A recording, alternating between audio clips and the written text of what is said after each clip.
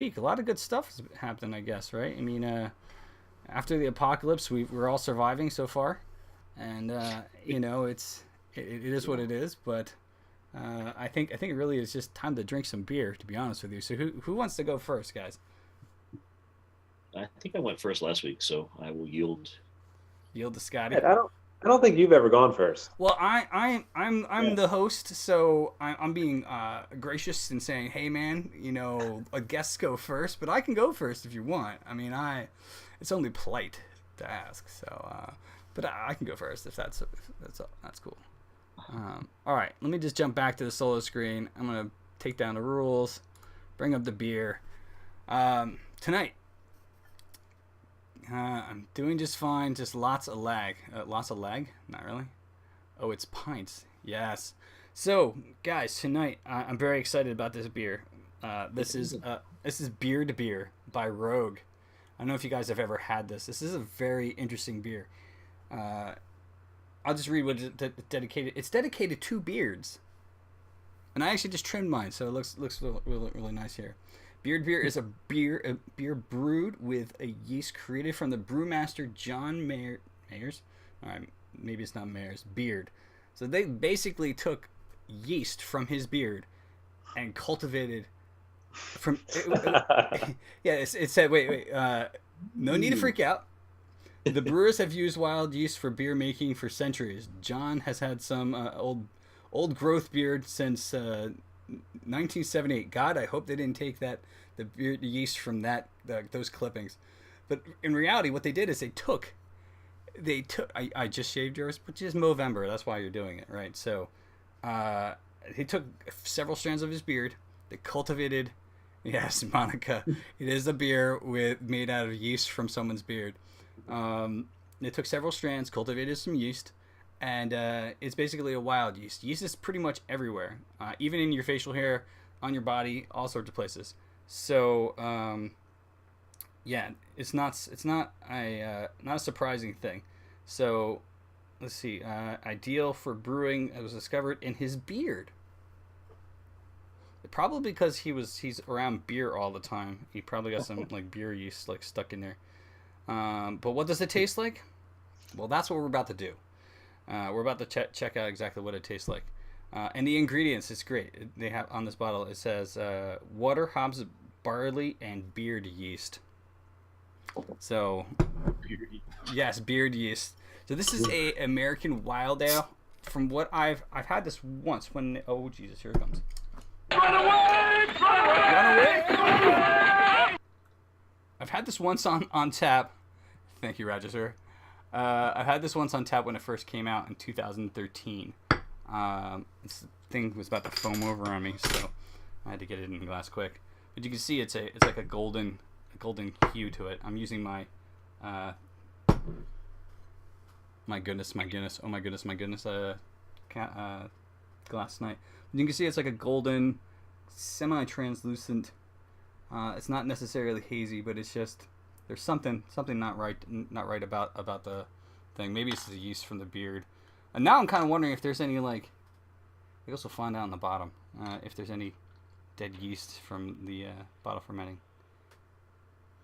So it smells very sour. Most wild ales are very sour. The head of it, you can see, it's about like a quarter of an inch. Maybe it was an inch when I first poured it.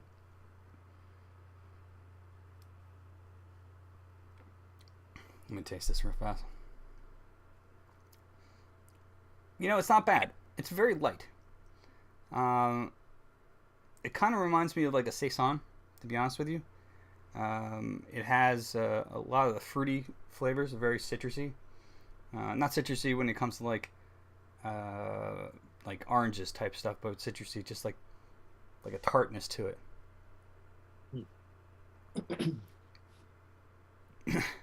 How's the head on it?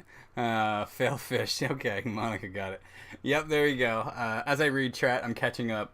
Um, and again, this is by Rogue Brewing Company. They are actually out of Oregon, um, in the U.S.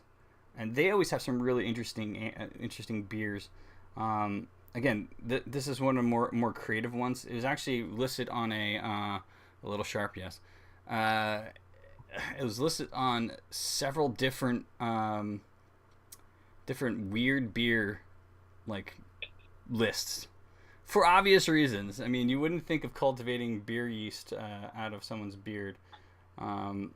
So I want to bring up something real quick because I think I want to also as I continue on, I also want, as we're doing this, guys, if you have any suggestions of what other information you want us to provide while we're doing beer reviews, let us know.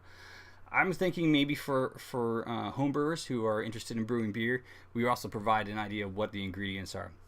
So beyond beard yeast for beard beer, they're using 6 ingredients: Munich, C15, and Pilsner malts. I'm not sure what C15 malts are, but that is definitely it. And they're also using Sterling hops, free range coastal water, which really is just water, right?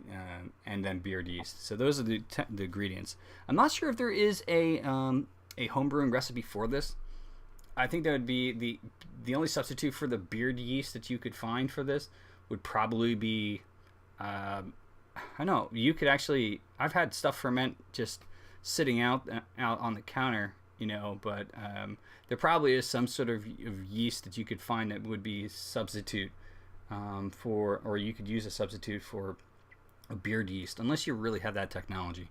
Okay, C15 is crystal malt. Okay, there you go. Thank you, Regisphere.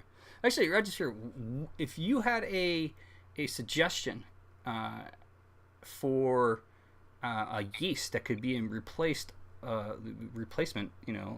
for the wild beard yeast, what do you think it would be? Apple yeast? No, I'm not sure, Monica. But Monica, could you throw up a "so" command for Ratchosphere? I'd say it depends on whatever the last meal is the guy with the beard ate. That would be what was caught in his beard. Yeah, I mean, this is ooh. I mean, that's kind of weird. You get chop suey and you get like a little spit of spice. I don't know. So I'm gonna tell you right now. I just took a second sip of this, or maybe this was my third. I wasn't really paying attention, but it's a bit sweet as well. You got that tart on the front end, and then as it's going down, it's more. It gets a bit sweeter. So it's really interesting. I'd recommend it. This is one. Like I said, this is a beer that you probably wouldn't really think of, or probably would turn away from. But to be honest, it's worth a try. It's not poisonous. It is a little bit odd, but hey, why not? Definitely go and check this one out. Again, it's by Rogue Brewing Company. They're out of Oregon, and this is the Beard Beer. And I would drink it again. I had it when it first came out in 2013, but when I saw it the other day, when I was trying to figure out what beers I wanted to talk about today, I was like, oh, hell yeah, why not? We'll take a risk. It's Rogue. Well, that's their thing. Dare, risk, and dream. All right. Okay, hold on a second. Let me switch back. Who wants to go next, guys? It's I can go. All right, Scotty, you want to go? All right. All right. So this week, I've actually gone with a small brewery that I found in South Boston, and kind of the set of events that got me to this brewery. I was trying to go to the Harpoon Brewery in Boston, walked up on it, and there was a line out the door. So immediately turned me away. So I went straight to my phone to try and find some other brewery. Boston's filled with them. So some other brewery where I could go and try something new. Luckily for me, Trillium is maybe a half a mile from the Harpoon Brewery in South Boston. So if anyone is ever in the area, highly recommend it. Walked in, and they do not allow sampling in their brewery. So it's a very small shop. They sell cans and they do growler fills. One thing I learned, which is supposedly Massachusetts state law, is when you go to a brewery, they cannot fill any growler you come in with, unless it is a growler bought at that brewery. So keep that in mind if you ever go and you like filling growlers, because that really agitated me. Long story short, walked away with a 4-pack of cans of each of the varieties they had. One of them being this guy right here, the Nelson Dry Hop 4-Point Pale Ale. From what they told me, this is their go-to beer in terms of their pale ales. It is dry hopped with the Nelson Sauvin hops. It also has Columbus and Centennial. In terms of your malts, Ted, you mentioned the C15, also in this guy. So that's a pretty common one. Then it just has your typical American 2-row barley and some white wheat in there. So it comes in at 6.6%,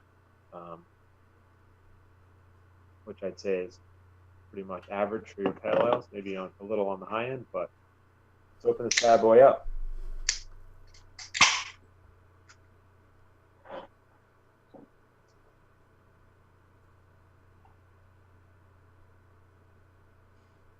You're not using your cool glass, although that one's pretty cool too, Scotty. But yeah, I can pull the other one out, but this is typically my go-to beer drinking glass. One thing you'll notice right off the bat is this is not a crystal clear beer. All of the Trillium beers that I've had so far are a bit hazy. I don't know if that's their thing. The other thing I noticed about all of their beers is they are very hop heavy. So expect that if you try any of their varieties. You may get a porter from them, but it's going to be very hop forward. So keep that in mind. Let's give this bad boy a taste.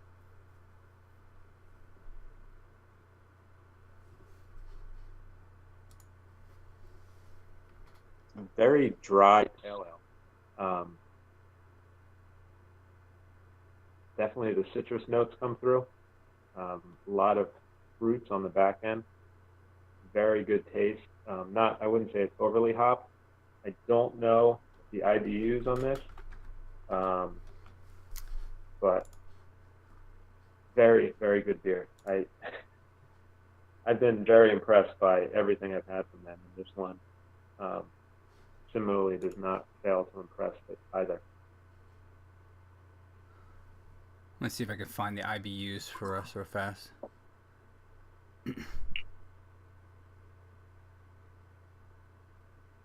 Yeah, you can't even. I don't even see it on Beer Advocate. Normally they have the IBUs listed, but it's not up here.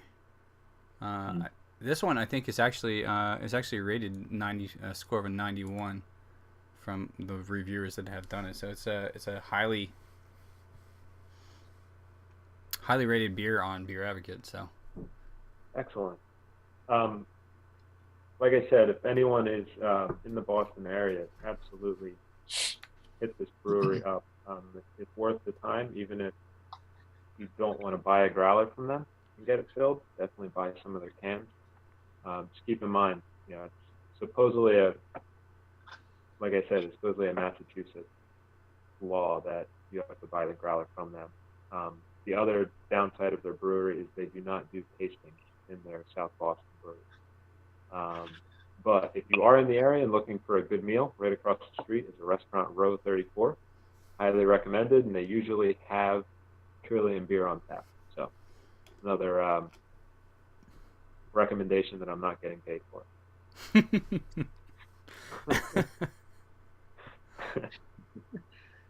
So that's Trillium Nelson Dry Hop 4-Point. Good beer. Cool. And guys, if you're ever interested in finding more information, I always make sure I put the website of the brewery as well up there, just so you can go find additional info on it. But Steve, you ready to go, or? No, you can go next. I already went. I know. I'm going last. I will pick going last today. That's my job. So here's my choice for this week. Because it was in the refrigerator and it was waiting to be cracked open. It's a 750 bottle from Green Flash Brewery. I'm trying to get the logo up there so you can see it. So Green Flash, this is one of their Cellar 3 specialty brews. This happens to be a red sour, so it's essentially a Flemish red. And it's also aged in bourbon barrels. So it's got a little sour touch of Belgium plus a little bit of Kentucky. Sorry, he can only have bourbon in Kentucky, I guess. Kentucky American bourbon barrels mixed together from a brewery in, of course, California. So Cellar 3, the Cellar 3 line from Green Flash is really kind of their more exotic line of beers. And this one definitely is up there as far as exotic goes. So this was brewed in 2015 and then aged. This is the first batch too. So this is a batch number 1 bottle that I'm cracking open here. Was aged in bourbon barrels and put into bottles sometime in 2016. I think I got that right. I should probably read this. Okay. I kind of blew that completely. It's actually brewed in July of 2013, put in barrels for some time, and then bottled April of 2015. So not only has this been aging in bourbon barrels before it got into the bottle, but it's also a 2015 batch. So it has now bottle conditioned itself. So kind of crossing my fingers for being a bourbon barrel aged sour. I've come to appreciate sour beers quite a bit over the years, just because of our friend who has yet to be on the show here. Tim is a big fan of. He's our buddy as well as our favorite bartender. He's a very big fan of sours, and I've kind of very, very much come to love sour beers because of his ability to get a lot of different kinds of sours brought into the pub.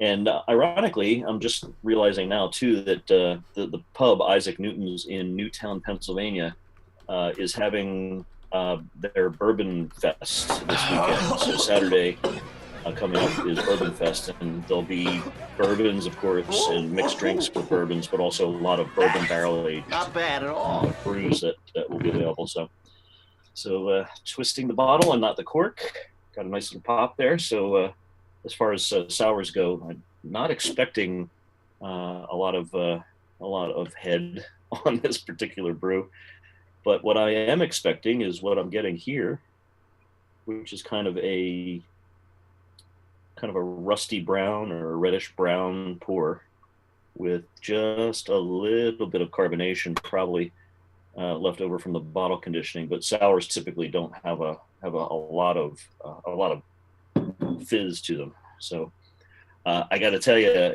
just after popping that cork, the aroma is taken over my home office here. So it's definitely aromatic. It definitely smells that sweet sour kind of that sweet sour. Yeah, that doesn't make sense, does it? But it's definitely that sweetish aroma, and really, really smells good. So for sours, we'll give this one a shot and see what happens, because I don't think I've ever had this brew before. So this is a risky review here live. Oh, you know what? That is really, really good. That's smooth. Definitely got that, the sour twang to it. But I'm imagining that the bourbon barrel process is probably kind of giving it a little calm to the normal kind of real bright, abrupt sour, and maybe the extra year that it's had in the bottle, maybe a year and a half almost, has also probably given us a little bit more of a smooth flavor. So definitely a really, really good brew here. I do need better lights. Monica, I gotta get some kind of front lighting because I'm using this terrible LED light, which is really a bad idea for on air stuff. So I was going to just mention a couple of the words that Green Flash puts on this particular brew. This is the Flanders Drive Cellar 3. So it's again, it's the bourbon barrel aged sour, red sour. And it says on their website, Flanders Drive is the result of intense brewmaster contemplation. And I would imagine so, only because just based on the taste here, I'm getting a lot of thought. It's really, really delicious. Built on a canvas of structured malts, sourness develops during extended aging in the wood barrels. In this case, about 2 years worth of wood barrel aging, lending to the beer's depth and complexity. Heady top notes of tart cherry and dark fruit mingle with rich, subtle malt in the background for a truly satisfying sour ale. They've got a really good marketing department writing their taste for them at Green Flash, but it lives up to their description. Beer Advocate gives this one, let's see, an 89, so that's a very good in Beer Advocate's scale. This is a 6.9%, so it's not the heaviest of sours, and it's not the session of sours either. It's definitely somewhere in between. I can imagine, one whole 750 bottle is probably good to share, which might be a good idea, and definitely with some food. And I would have to search a little bit to figure out exactly what I would want to eat to pair along with something like this. But it's definitely a good recipe and a nice craft. So well done, Green Flash. Since Green Flash, their main headquarters is out in San Diego, and I intend to go to San Diego in December sometime. So maybe I'll get a chance to go and take a look at some of the up close recipes and things that they're doing in their Cellar 3 line, which is a real treat. So cheers. Here's to Green Flash Cellar 3 Flanders Drive, a red sour aged in bourbon barrels. Cheers. I'll be honest, I'm a little bit jealous. Several people actually said the same thing. They're a little bit jealous. Did you get that from Did you get that from Isaac's, or did you pick that up from somewhere else?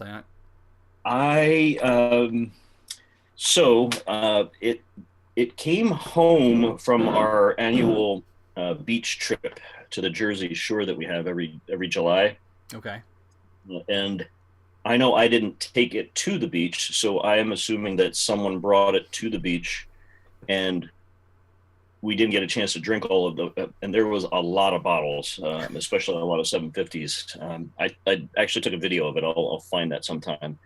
There was, I saved all the empties of all the 750s that we drank and put them out on the deck alongside of all the ones that we didn't drink yet, including this one, and did just a camera flyby of them. And there was 3 sides of a large table covered with 750 bottles. So we had so many that we couldn't finish them all. So this one came home and has remained chilled since it was first at the beach. So this is a nice treat that came home. Somebody brought it to the beach, and I apologize for not remembering who, because everybody brought like a zillion bottles of stuff, and we didn't really get a chance to drink it all.